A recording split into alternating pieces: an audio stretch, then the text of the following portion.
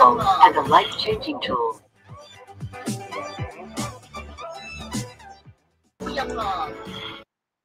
Hello, magandang umaga sa inyong lahat. Good morning, good morning, good morning. Welcome to Kuya Prof TV. Once again, Friday na naman at live po tayo ngayon. So pasensya na po, medyo na-delay po tayo ng pag-start ng ating broadcast ngayong araw na to sapagkat medyo nagka-problema po tayo sa technical. Hindi po makapasok si Sir Elias, yung ating guest ngayon sa ating broadcast, no? So kaya po nagka-problema tayo. Anyway, gumawa po kami ng paraan para po makapasok si Sir Elias. Mamaya-maya lang po ay makakasama natin siya sa ating broadcast.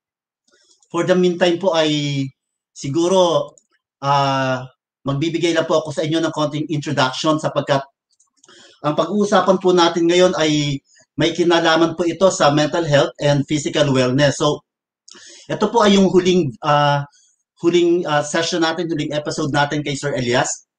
Ito po yung pang-apat, kung ano po yung nakikita nyo sa screen ngayon. Yan po yung supposedly, naka-schedule po yan last week, no? 2 weeks ago, pero dahil po may biglaang activity si Sir Elias, ay hindi natin siya nakasama. Pero ngayon po, sigurado ako makakasama natin siya. At mamaya-maya lang po, gagawin po natin ng paraan para po makasama natin si Sir Elias sa ating programa. Pasensya na po, medyo nagka-problema po talaga tayo sa ating technical. So mamaya-maya po ay makakasama na natin si Sir Elias. Sinusubukan po nating tawagan si Sir Elias ngayon, no? Para po makasama natin siya. So yes sir, Sir Elias, wait lang po, medyo sinasabi ko po sa ating mga manonood ngayon na medyo nagka-problema po tayo. Pero makakasama na po natin ngayon si Sir Elias.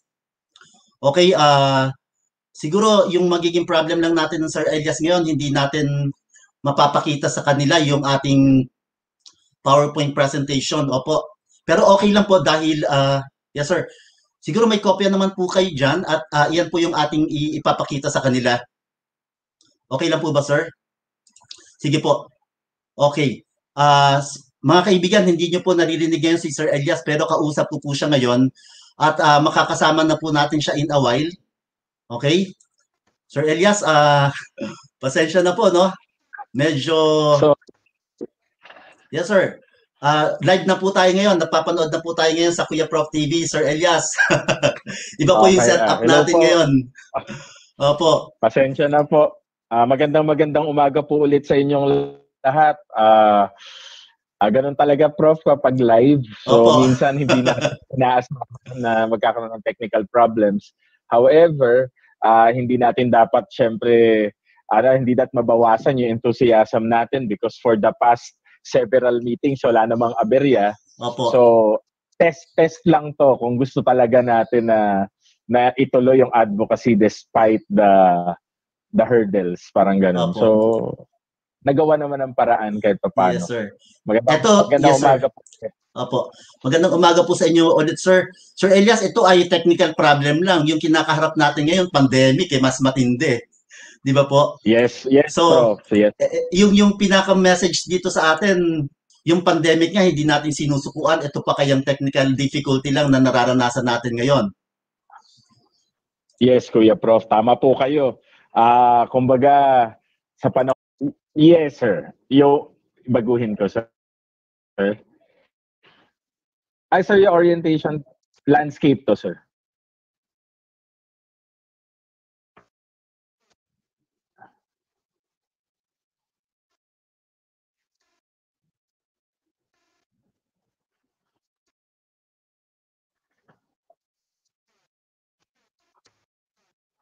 Okay.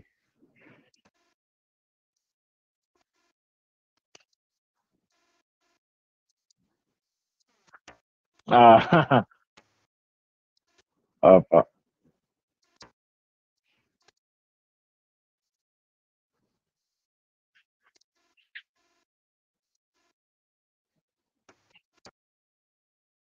Yes, sir.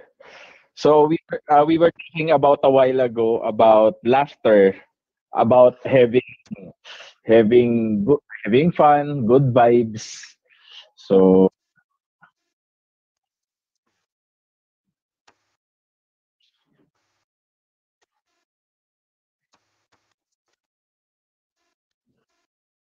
Opo. Opo. Opo. Actually, nag-trending siya kasi maraming tao. Though, Kuya Prof, kumbaga sa mga trabaho, sa mundo na gumagamit talaga ng kulay ng mga Pantone and everything, siguro familiar na sila sa chartreuse. Pero sa atin na mga karaniwang mamamayan, syempre nagulat tayo, ano bang kulay 'yon? So, pinost ko para lang alam ng lahat na yellow-green siya, nakupas.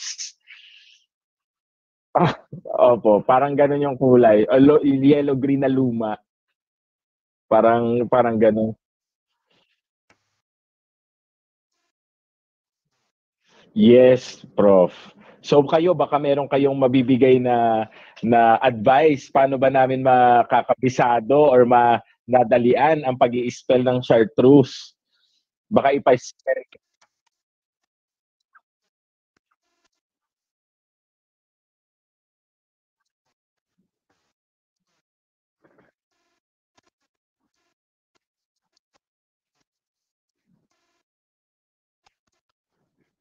Opo.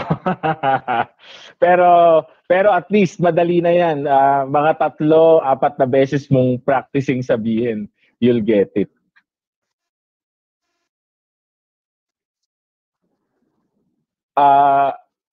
Actually, Prof, ang worry ko doon, yung first, yung CH.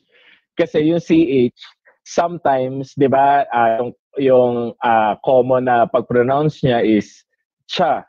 Okay? CH, cha. But doon sa ano na yon, inisip ko, SH ba siya babasahin or CH? Or K. Di ba 3 po kasi ang pronunciation or ang sound ng CH. It's either a K, ka, or a CH, cha, or an SH, siya. When I check, SH. So, chartreuse. Siya. Chartreuse. Yun yung basa.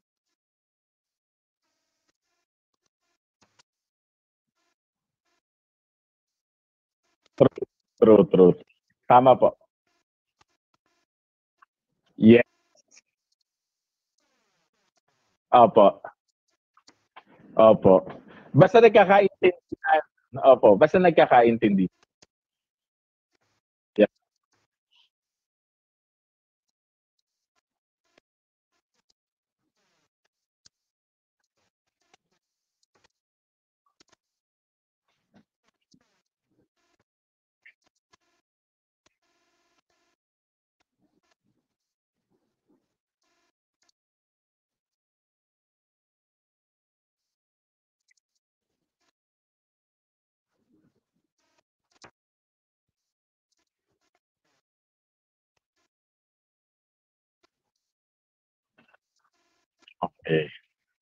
Okay. So, clear po ba yung microphone ko, Prof? Yung mic? Naririnig po ako? Okay. So, sa mga manonood, una, paumanhin po, because of some technical difficulties, we will not be able to show the PowerPoint presentation. So, ang topic po natin ngayon ay physical and mental wellness or health, okay, ng bawat isa na kailangan sa ating pagharap dito sa pandemya. So, ito po ay in general, hindi lang po ng estudyante, pati po ng mga magulang, pati po ng mga teachers, pati po ng mga administrators. So, physical wellness, okay, ang definition niya, promotes proper care of our bodies for optimal health and functioning. While mental wellness, alam naman po natin, means that your mind is in order and functioning in your best interest. Okay? So, medyo iba yung definition. Dun sa first, okay? Dun sa first, sabi dito, physical wellness, okay, promotes proper care of our bodies for optimal health. Ano, sir, yung ibig sabihin ng optimal? So, tandaan po natin, may 3 tayo laging salita dyan na ginagamit eh. Satisfy, maximize, tsaka optimize. When you say you satisfy, if your health is satisfactory, you're able to do what you're supposed to be doing. So, nagagawa mo ang mga bagay na dapat mong gawin. satisfactory health. So, mabuti ang iyong kalusugan at lahat ng responsibilidad mo ay nagagawa mo. Okay? When you say maximize health, okay, or maximal health, nagagawa mo, okay, dahil sa kalusugan mo, nagagawa mo na ang mga responsibilidad mo at nakakadagdag ka pa ng ibang activities na kumbaga for your recreation, for your physical well-being. So, ibig sabihin yan, kaya mo mag-exercise, kaya mong let's say, example na exercise, mag-biking, kaya mong mag-trekking, and others. When you say optimal health, okay, when you say optimal health, you are physically fit to do you are physically fit to do your responsibilities. Also, you are able to add some activities that will benefit you na, kumbaga for recreation, plus you are able to help others, to assist others when you say optimize or optimal. So, hindi lang sa iyo, nakakatulong ka pa sa iba. Ganyan ang ibig sabihin ng physical wellness. Lalo sa pandemic, kaya yan yung definition na ginamit ko. Kasi dahil sa challenges na kinakaharap natin, we should be able to at least assist some of our neighbors or our brothers and sisters. While mental health naman, of course, importante yan sinabi, functioning in your best interest. Bakit yan ang ginamit ko?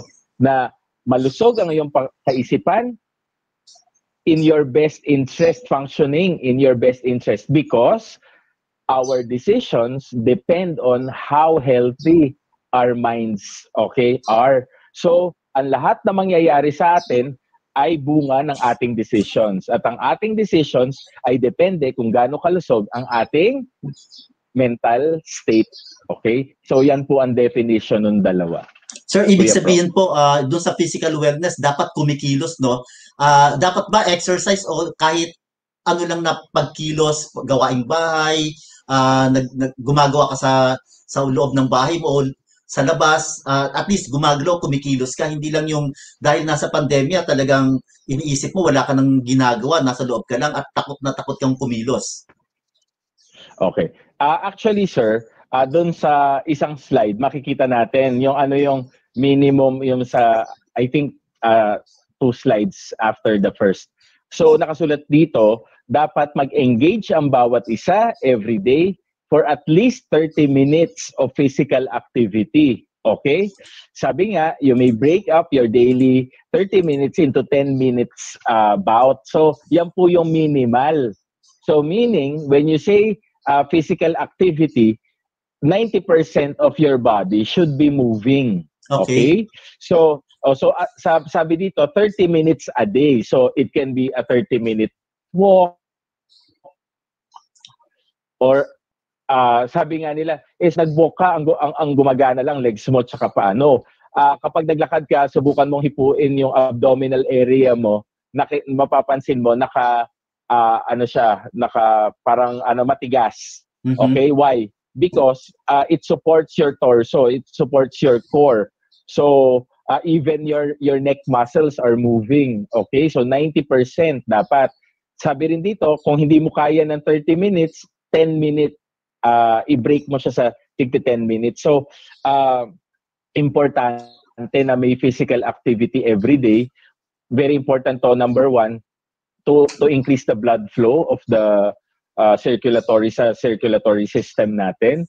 And second, to prevent muscle atrophy.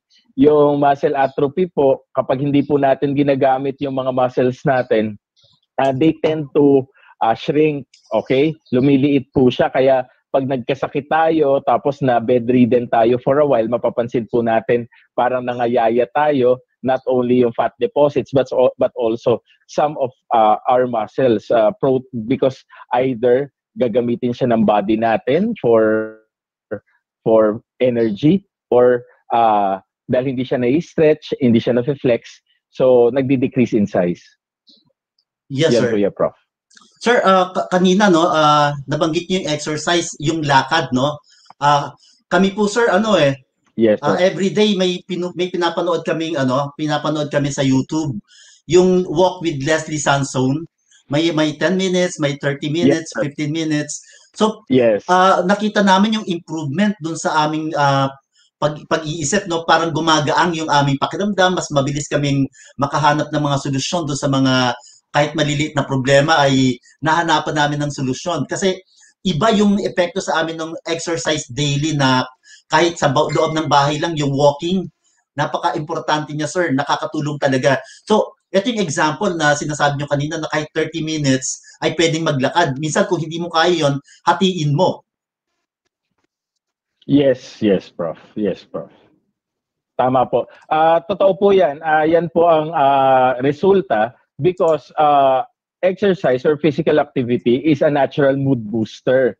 So, kung papansinin po natin, kung medyo mababa ang ating mood, okay, medyo malungkot, try exercising for 15 minutes and compare your mood, nababago na. Why? Because yung happy hormones nga na sinasabi na naturally occurring sa ating nervous system, once we exercise or do physical activity, nagsisecrete ang katawan natin nun, and it affects the mood, okay, of the person. So, talagang ang effect nito is, sabi nga nila, di ba, you make sound decisions if your mind is relaxed.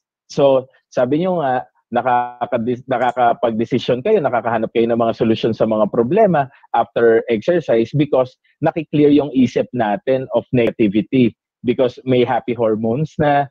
Tapos plus, i-share ko lang, isa sa mga natutunan ko, lahat daw ng sedentary people, yung mga nakaupo lang lagi, nanonood lang ng TV or sa office, ang trabaho is maupo, walang physical activity, nag-i-store daw ng energy yung katawan natin. Minsan, okay, yung energy parang sobra na siyang potential energy sa katawan. So, meron mga internal conflict na unconscious. Pero once na nag-exert tayo ng physical effort, nawawala yung mga internal tension sa isip natin. So, nagiging klaro yung isip natin. Lahat ng sinabi ko, nangyayari yun unconsciously, akala lang natin. Kaya nga, bakit tayo nalulungkot kapag parang wala masyadong ginagawa, kahit nanonood kang TV, parang malungkot ka or down yung mood mo. It's because meron daw, sabi ng mga ibang psychologists na internal conflict na unconscious to us na because of too much energy stored in our body. So parang whatever ganun, is too much, masama, no, sir? Yes, sir. Yes, sir. So, I think it's very evident. Try exerting a physical effort physically and makikita mo your mood will change. Yes. Sir, yung ano po ba, maliban sa exercise, no, yung pagtulong po ba sa kapwa, yung makagawa ka ng kabutihan sa kapwa mo ay bahagi po ng makakapag-contribute sa atin, sa ating mental and physical health, sir? Yes, sir. Yes. Another form, okay, of happy hormones inducing activity is the feeling of having helped or supported someone. So, marami, okay, kasi actually, Prof ka, that's why I'm parang hindi siya agad pumasok sa isip ko kanina because wala naman talagang definitive studies pa about this. But puro parang patotoo or testimonies of people. Yes, okay. Siguro sa personality ko, yes, it will boost your mood, it will lighten your feeling because wala nang sasarap pa, sabi nga nila, sa pagpapakita ng pagmamahal. And ang pagtulong sa kapwa ay form ng pagpapakita ng pagmamahal. But it is affected. Ang difference nito, sir, is yung physical activity kasi talagang inherent sa atin lahat yan. But the mood that will be boosted, dependent din siguro, sir, sa attitudes, values, and behavior nung tao. So, kaya sabi ko, walang definitive study. However, yung mga taong nasa profession natin or active sa civic organizations, of course, it will boost their mood. It will lighten their day. So Correct, nakakatulong Prof. po yung nakakatulong po sa kanila yung paggawa ng mabuti sa kapwa regardless of how big or small yung ginawa niyang kabutihan sa kapwa niya. Totoo, sir. Tama po Opo. kayo dyan. Lalo na kung mataas ang altruism ng tao na yon, yung mataas yung pagpapahalaga sa pagtulong sa ibang tao, then that person, just, baka siguro ano niya yon, parang holiday sa kanya kapag siya'y nakatulong, parang big celebration. Yes, sir. Sir, dito sa isang slide na pinakita nyo sa akin, yung the route to physical wellness, medyo hindi lang nakikita ng ating mga manonood eh. Ito po, sir, may mga binabanggit kayo dito, yung engage in physical activity every 30 minutes. Ito yung kanina, sir, di ba? Pero Yes po. yung bago yan, achieving good physical and mental health will enable you to realize your own abilities. Sir, dito nakikita ko kung nakikita mo yung at nararamdaman mo na may silbi ka. Tulad nung minsan nagkwentuhan tayo, sabi niyo, di ba sir, ngayon nyo nare-realize yung importance ng pagkuha ninyo ng kurso na to. Di ba sir? Yes. Yes, Gaano Professor. yung epekto nito dun sa tao na kapag na-realize niya yung purpose niya, yung dahilan kung bakit siya ay nag-exist sa mundo, nagagawa niya yung kanyang purpose dito sa mundong ginagalawan niya. Gaano ito nakakatulong dun sa pagkakaroon natin ng isang magandang kalusugang pangkaisipan, sir? Okay. So, Professor, if you know, okay, your purpose, okay, alam mo yung purpose mo, it gives you direction, okay? It's like driving a car. Just imagine, kung hindi mo alam yung destination mo, why are you driving? Where will you go? Drive ka lang ng drive. And eventually, you and the car will be exhausted. Okay? It will affect your physical and mental and emotional well-being. However, kapag alam mo yung purpose mo, Prof, magkakaroon ka ng direction. Nagkakaroon ka na ng target. So, once alam mo kung ano yung target mo, because you know what's your purpose, you now have the option to budget your time, you budget your resources, you budget your effort. So, hindi ka may strain, hindi ka ma-exhaust, hindi mo nararamdaman feeling mo na exhausted ka, hindi ka burnt out. Why? Because you know your purpose, so you know your goal, and because you know your goals, you know how to budget the resources that you have. Kasi ang nangyayari po, kadalasan sa atin kung bakit tayo burnt out sa trabaho, kung bakit tayo pagod lagi, because we do not know the purpose. Okay? Bakit ba tayo nagtatrabaho? What motivates us? Okay? Bakit ba tayo nagtatrabaho? Bakit ba tayo nagpupunta sa ganitong lugar? If we do not know that, then nagsasayang tayo ng maraming panahon, oras, energy. So, ang nangyayari, our physical health is affected, our mental health is affected. So, purpose, knowing your purpose gives you the time to realize also your goals, and realizing your goals or knowing your goals will make you budget or allocate better the resources that you have on hand. Yes, sir. Yun Sir, po, Prof. napansin nyo kanina na pagka hindi mo alam yung purpose mo, kung bakit mo ginagawa yung isang trabaho na yon, mapapagod ka. Posible po ba na dahil matagal na siya dun sa trabaho na yon, pagkatapos nakalimutan niya na rin yung purpose niya, kaya lately nakakaramdam siya ng pagod dahil yung ginagawa niya parang hindi niya na nakikita yung dahilan niya doon sa trabaho na yon. Dahilan ba to para yung isang tao ay umalis na sa trabaho at maghanap ng ibang trabaho kung saan doon niya makikita yung purpose niya? Okay. Professor, yung purpose, ang kalaban niya, okay, kumbaga yung nemesis ng purpose is nagiging routine kasi yung pang-araw-araw na ginagawa ng mga tao. So, once na naging routinary ang buhay, nagsimula kang may purpose, but because nagiging routine ang nangyayari sa'yo, nag-fade out yung purpose. Actually, hindi yung purpose yung nag-fade out, but your vision dun sa purpose, yung pagtingin mo dun sa purpose. Why? Nahahatak siya ng, ang term sa Filipino is pagkaumay. sa ginagawa mo araw-araw. So, imbis na nakafocus ka pa rin, actually, you're not doing anything wrong because what you're doing every day is achieving the purpose pa rin.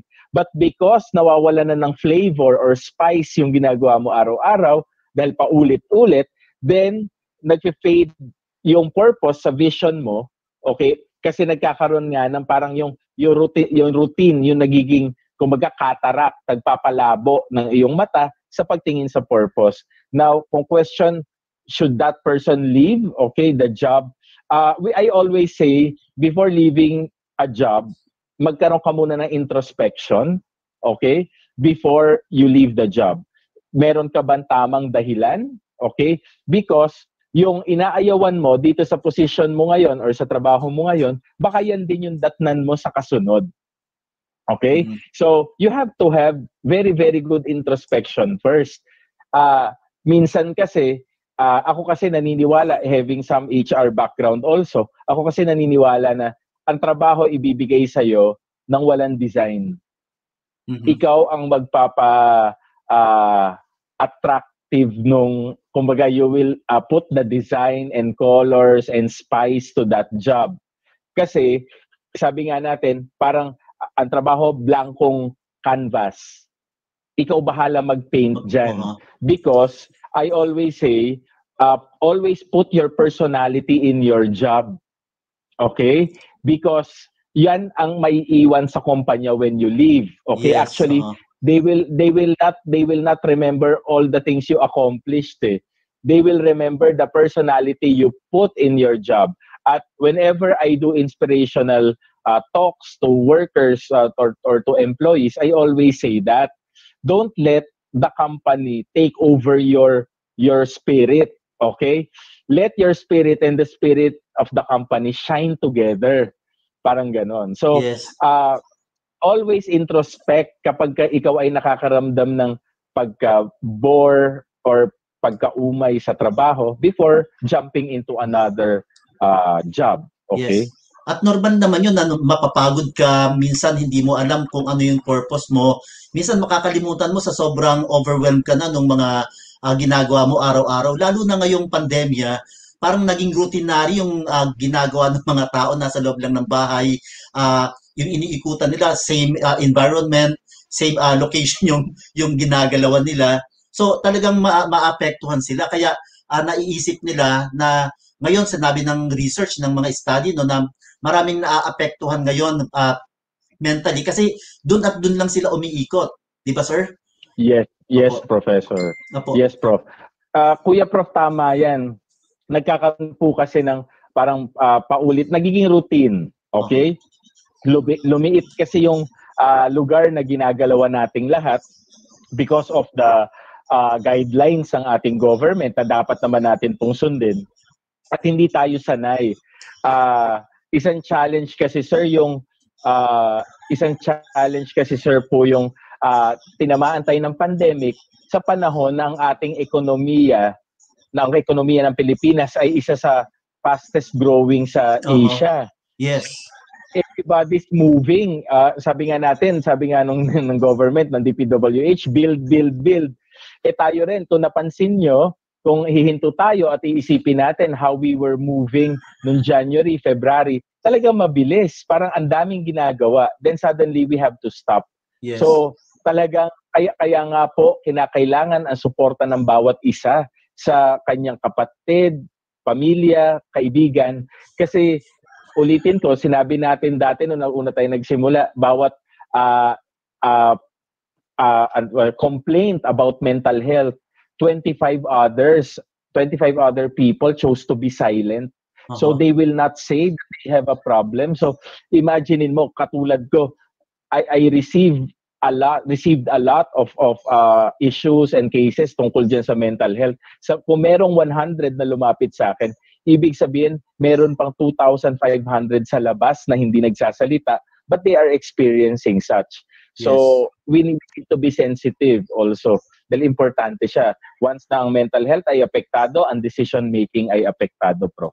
Yes, sir. Sir, bagamat maraming nagkakaroon ng ganitong karanasan ngayon na nagiging negatibo sila, marami pa rin yung positibo ang pananaw sa buhay. Tulad halimbawa ni ni Sir Arthur Octubre, sir. Sabi niya, kaya daw siya siguro masaya sa ginagawa niya kasi kahit madami ito at multitasking pa yung madalas sa pagtatrabaho niya, kasi alam niya yung purpose niya. So, nag-thank you sa sa'yo, sir. No? Thank you, Sir Elias, sabi ni Sir Arthur. Ay, salamat din po sa laging pakikinig. I hope to meet him in person also. Parang siguro in the future magkakaroon tayo ng parang conversation over coffee. Yes, sir. Or something to Yes, we look forward for that, sir. Yes, sir.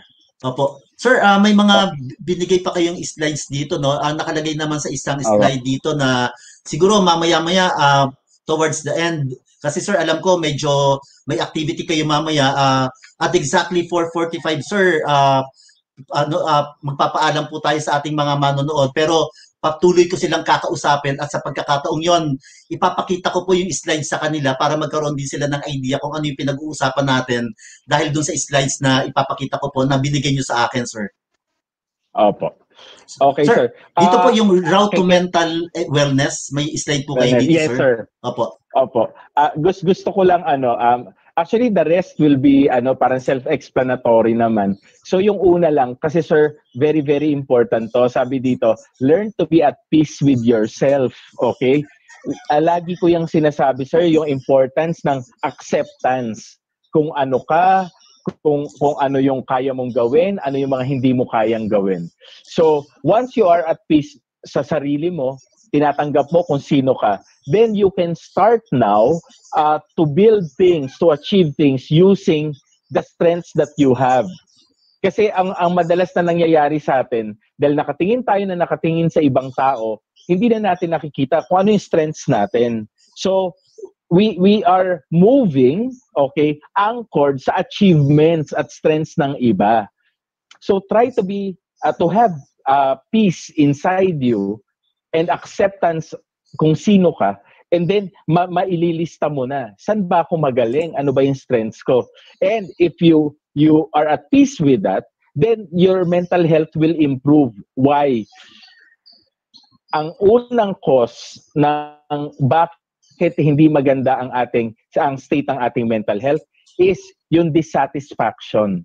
Once na hindi ka satisfied, hindi ka contented kung ano yung meron ka, then nag-start ka magkaroon ng anxiety, nagkakaroon ka ng mga agam-agam. So learn to have a good relationship with yourself and accept who you are, and that's the first step in achieving total mental health. Okay, Prof, kasi gusto ko lang masabi lagi when we say mental health, Prof, tsaka physical health, it's not the absence of problems. Okay? Kasi pag ang isip kasi nila, nako, kung physically healthy ka, mentally healthy ka, wala kang iniisip, wala kang problema sa katawan and all.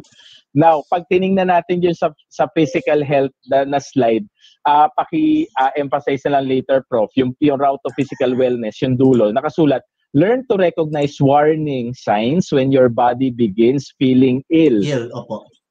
So, ibig sabihin, hindi porket physically okay ka, para ka nang si Superman na hindi tinatabla ng sakit.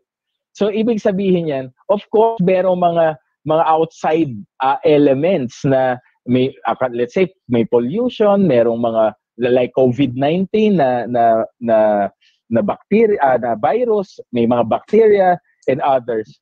Ang ano lang dito is, when you say you're physically fit or you're mentally fit, kung may mga problema man, kung may pagsubok man, you know what to do, you know how to act, you know how to fight that, okay? Hindi mo susukuan. That's the meaning, that's the essence. Kaya nga meron topic tayo na ganito, kasi sa mga bata, mahirap talaga yung distance learning. Sa mga teachers, mahirap talaga magturo sa sitwasyon ngayon. Sa atin, napakahirap pagtrabaho, lalo sa mga nagko-commute, napakakaunti ng sasakyan sa kalye. Ang dami pang saradong shops, ang ospital very nililimit. Ang Baguio nga 200 per day lang sa October 22 ang pwede. So, a lot of problems, a lot of things to think about. However, pag sinabi nating physical fit ka or mentally fit ka, Ibig sabihin nun, you will be able to hurdle all those. Okay? Hindi ka susuko. Lalabanan mo. Susubukan mong talunin. Okay? Yan ang meaning niya. It's not the absence of problems. Yes. But it's having, yung pag sinabing physically fit or mentally, that means na ikaw ay handa at may sapat na kakayahan or capability to face those problems at ma-overcome. Yes. Yun, Prof. At importante, kaya nga pinag-usapan natin, sir, di ba nababanggit natin minsan yung resiliency. Dapat resilient yung tao. Correct, Prof. At kailangan para maging resilient ka, talaga. Dapat, sir, di ba, yung pananampalataya mo sa ating Panginoon, yung pakikipag-ugnayan mo sa mga mahal sa buhay, sa ibang tao, at yung pagharap mo dun sa mga problema na yon, dapat laging positibo ka, di ba po? Pagka ganon, apektado yung ating wellness, yung ating physical and mental wellness. Yes, Prof. Tama po. Perfectly said. We need one sa tinatanong nila ba't importante yung faith, lagi namin sinasabi, once you have you trust in someone stronger and more powerful than you accept that you cannot do things alone. Yes. And that is recognizing the weaknesses that you have. Yes. Okay? So that's the start of accepting who you are. Parang yun. Bakit, sabi nila, bakit lagi dapat may faith? Bakit lagi may faith? Because yung faith natin ang magdudugtong sa mga konsepto, mga problemang hindi natin alam bakit dumarating. If you have very, very good faith at you trust Him, yun ang magbi-bridge. So you can understand bakit may COVID-19. Yes. Okay? Kaya yung mga tao na walang pananampalataya, sila yung mareklamo. Di ba, sir, they yung mga complain a lot. Yes. Because Yes, sir. Sige, sir. Continue, sir. Ayun po. Ayun. They complain a lot because they don't understand the circumstances. Pero yung mga tao na may strong faith, yung mga tao na naniniwala sa power ng ating Panginoon, sila yung hindi nagko-complain. Why? Because they understand the purpose. Bakit merong ganito? Bakit kailangan natin pagdaanan ito? Diba? Pwede ba ako mag-share, sir? Sige, sir. I'm given this opportunity. Yes, sir. Makukonsensya ako kapag hindi. Like yung sa Exodus, diba? Moses did not complain, but the Israelites always complain. But sinasabi nila, they are Israelites, they believe in God. But naniniwala sila, but their faith is not that strong. Kaya nga, lagi sila after a while magtatanong, kaya ba natin to? Walang pagkain, walang tubig. But you see, Moses and his family, tuloy-tuloy lang sa paglalakad. Why? Because their faith is strong. Faith makes us understand the things happening around us, lalo yung mga problema, Prof. Ayun, yes, gusto ko lang siyang masabi. Yes, sir. Very well said po, sir. Sir, medyo kinakabahan ako dahil malapit ka nang pumunta dun sa activity mo by 11 o'clock. Dapat nandun ka na. And you must have a few minutes for preparation. No? Pero last time, sir, gusto ko lang banggitin, sir, bago ka magpaalam sa ating mga manonood, yung kaninang konsepto mo na dapat may kinikilala kang mas powerful sa'yo, mas malakas kaysa sa'yo. Ito yung konsepto ng mga Pinoy, sir, di ba, na kapag may problema at napaaway tayo, di ba sinasabi natin, pandemic ka lang, hindi ako matatakot sa'yo. Yung rest back ko nasa likod, mas malakas yan kaysa sa'yo. Di ba, sir, may ganun tayong konsepto, no? Kapag may rest back, may backup tayo, hindi tayo matatakot, Yes. Yes, Prof. And we should believe, okay, lagi natin, Prof, sasabihin, na pag sinabing, Lord, ikaw na bahala, ibigay mo talaga sa Kanya, okay? Yes, sir. Isuko mo lahat. Because a lot of people, okay, whenever I give, sabi ko nga, whenever I give inspirational talks, nababanggit ko yan, isasakit natin is, we will be uttering words of trust and faith, but sa totoo lang, sa dibdib natin, kinakabahan pa rin tayo. Yes, I agree with you, sir. Kinakabahan pa rin. So, sa buhay ko, Prof, sa buhay ko, I never aim for anything grander. parang sinasabi ko, Lord, bahala ka na. I'll just do my best. I'll make myself happy and do my job. Bahala ka na, Lord, kung ano ibigay. And dahil I don't worry about those things in the future too much. So I can focus on what I'm doing now. That's why pag nakikita ko, bakit lagi daw ako masaya, nakangiti lang, ganyan. Because I enjoy what I have all the time. Yes. Yan, lagi, kahit patis na lang ulam mo, you enjoy that. Kasi blessing siya eh. Parang ganun yung konsepto ko na sa buhay. And then, sabi ko, bahala na yung Diyos sa akin sa bukas. Kasi sabi naman niya ng Diyos sa akin, pag pinagbuti ko yung ngayon, that's the preparation for tomorrow. Yes. Bukas, so, kung mabuti yung ngayon, yes, sir. Opo.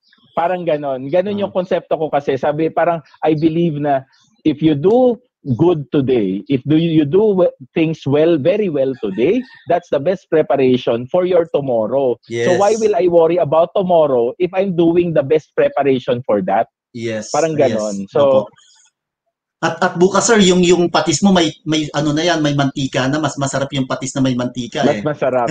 Yes, bro. Yes, sir. Sir, okay. For the last time, sir, any last inspiring words for our viewers bago po tayo magpaalam? Kasi ayoko mali ka, sir, sa activity mo eh. Okay. First of all, thank you very much for listening to us for this past few weeks.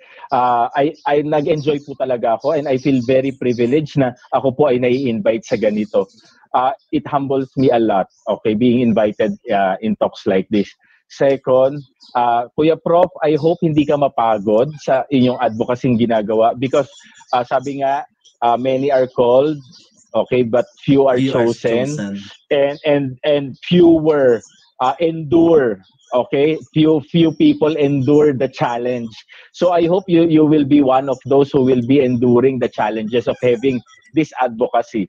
And thirdly, and lastly, I always tell people, things, we will not understand everything sa paligid natin. We will not be able to digest the meaning of life.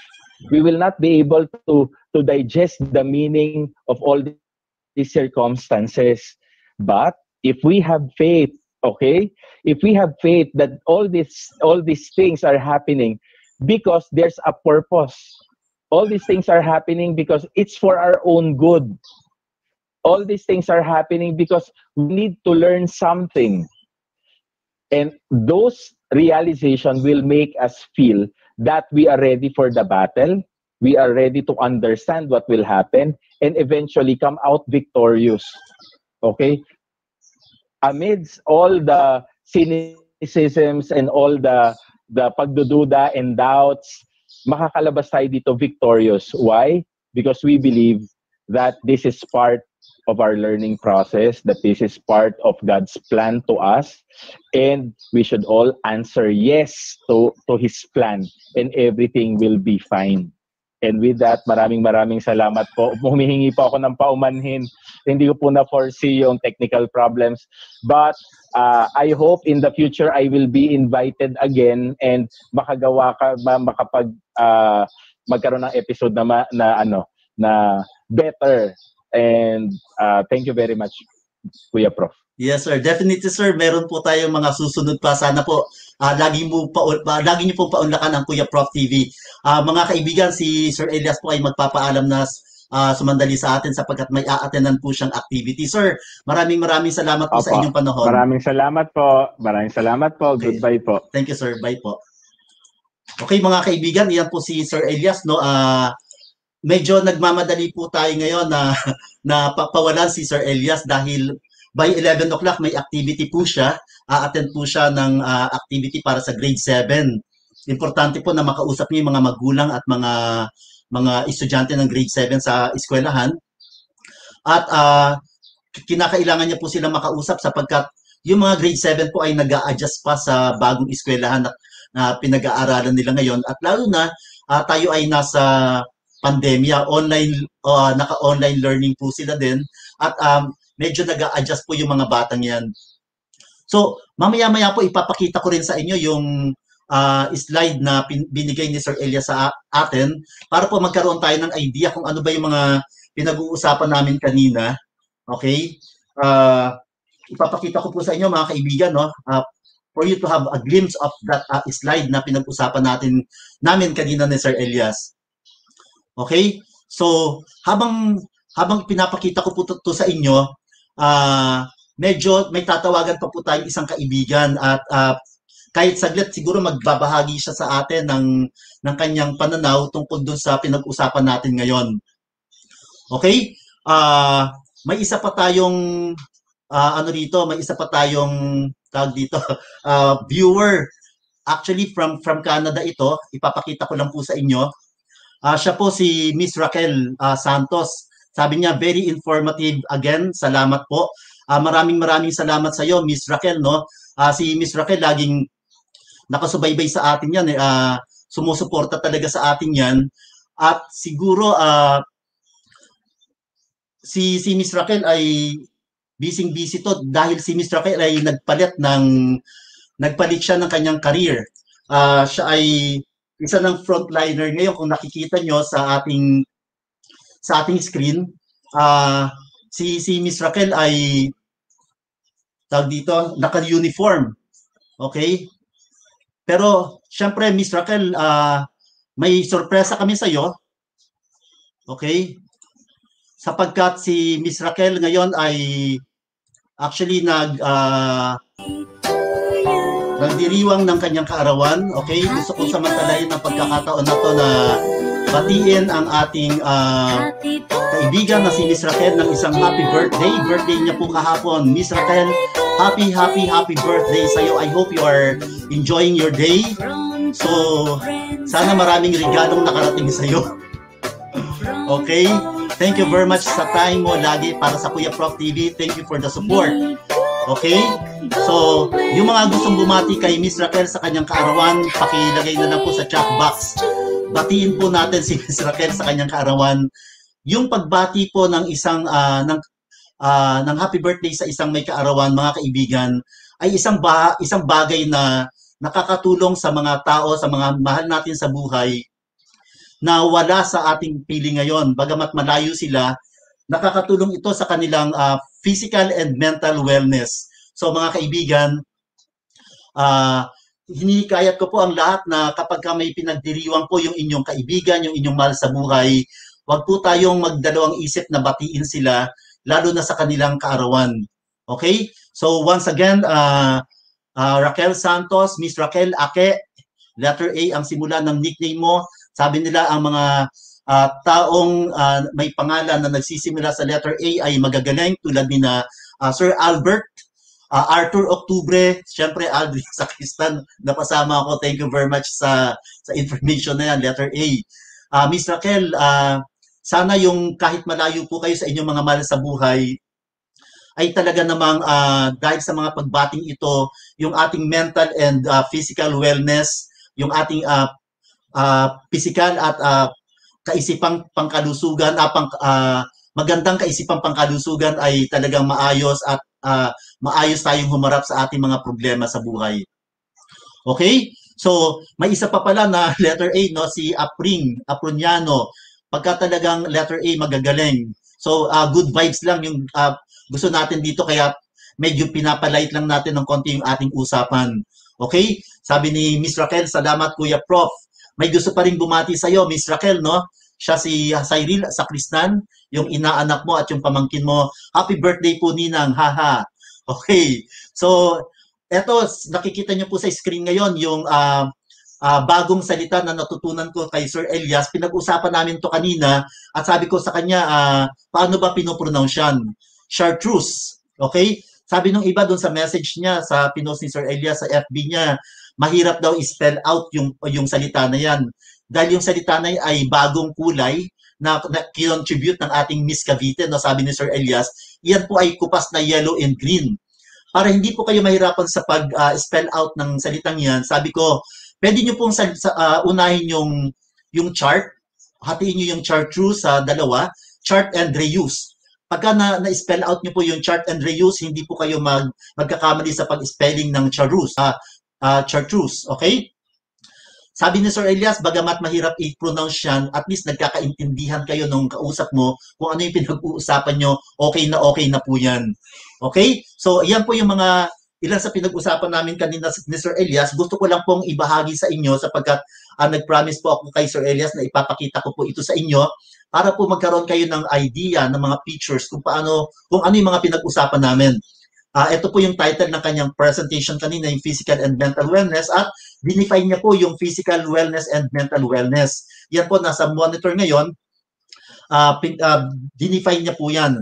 Tapos, babanggitin ko lang po ulit, physical wellness promotes proper care of our bodies for optimal health and functioning. Binanggit niya po kung ano yung optimal at binanggit niya rin kung ano yung functioning. Hindi lang ito po yung nag-exercise kayo, pero dapat kumikilos kayo na sa mga gawaing bahay, nagtatrabaho kayo, at dahil po dyan, talagang ma-exercise yung mga muscles nyo. Yung mental wellness naman, sabi niya, it means that your mind is in order and functioning in your best interest. You are able to think, feel, and act in ways that create a positive impacts on your physical and social well-being. Okay? Ito po yung susunod na slide.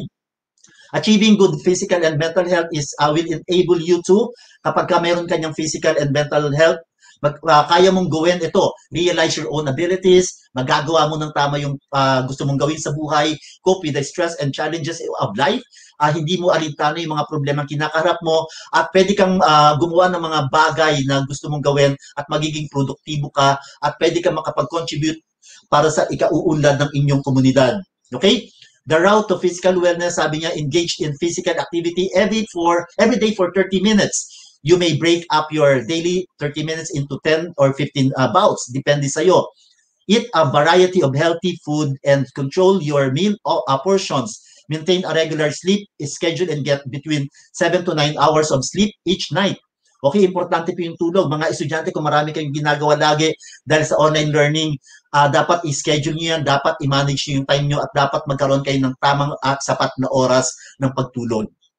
Okay? Another is learn to recognize warning signs when your body begins feeling ill. Kapag medyo nakakaramdam na po tayo ng hindi maganda sa ating katawan, dapat po magpahinga tayo. Yung ating pong katawan, nag-warning din yan. At kung nakakaramdam tayo ng hindi maganda, magpahinga po tayo. Okay? Ito pa yung isa ay the route to mental wellness. Learn to be at peace with yourself. Dapat kilalanin mo yung sarili mo. Dapat alam mo yung kung anong nangyayari sa kalooban mo. Dapat alam na alam mo yan. Bagamat may isang philosopher na nagsabi before na mahirap talagang kilalanin yung sarili and yung pinakamahirap gawin, pero dapat gumawa pa rin tayo ng mga hakbang para kilalanin yung ating sarili. Okay, pay attention to your own needs and feelings. Dapat alam mo kung nalulungkot ka at kung kailan ka masaya. Kung nalulungkot ka, dapat lumapit ka sa mga tao na makakatulong sa'yo para makapag-voice out ka, makapag-share ka sa kanila. Dahil dito, gagaang yung pakiramdam mo. Work towards your objectives, maintain a healthy lifestyle, build a strong relationship with people, God, and create a financial budget and volunteer for a cause. Dapat gumagawa tayo ng mga bagay na makabubuti sa iba, hindi lang yung para sa sarili natin. Okay? And ito yung hindi natin, nakalimutan kong ibanggitin to kay Sir Elias kanina, pero ang sinasabi dito, the human body is the best feature of the human soul. Okay? Kung ano yung nangyayari sa'yo, malamang iyon yung nangyayari sa kalooban mo, dun sa iyong kaibuturan ng iyong puso, sa iyong kaluluwa. So, the human body is the best feature of the human soul. Okay? So, iyan po yung mga PowerPoint na binigay sa atin ni Sir Elias, at nag-promise po ako na ipapakita ito sa inyo. Sana nakatulong po. Kung napansin niyo po kanina, nagkaroon po tayo ng technical problem sa unang bahagi ng ating programa. Bigla po kaming nawala ni Sir Elias for almost 10 minutes. Hindi po kasi nag-share yung kanyang, hindi siya nakapasok dito sa ating live stream, no? Kaya ang ginawa po nating pamamaraan ay tinawagan po natin si Sir Elias, and via messenger nakasama po natin siya. Okay? So once again, mga kaibigan, this is Kuya Prof na nagsasabi sa inyo na laging makipag-ugnayan sa inyong mga mahal sa buhay. Kung ano ang nasa kalooban at isipan natin, makikita ito sa ating nararamdaman at sa ating ginagawa araw-araw. Okay, muli ito si Kuya Prof na nag-iiwan sa inyo ng mga katagang share your life now by changing your mindset. Kilos-kilos, ayos!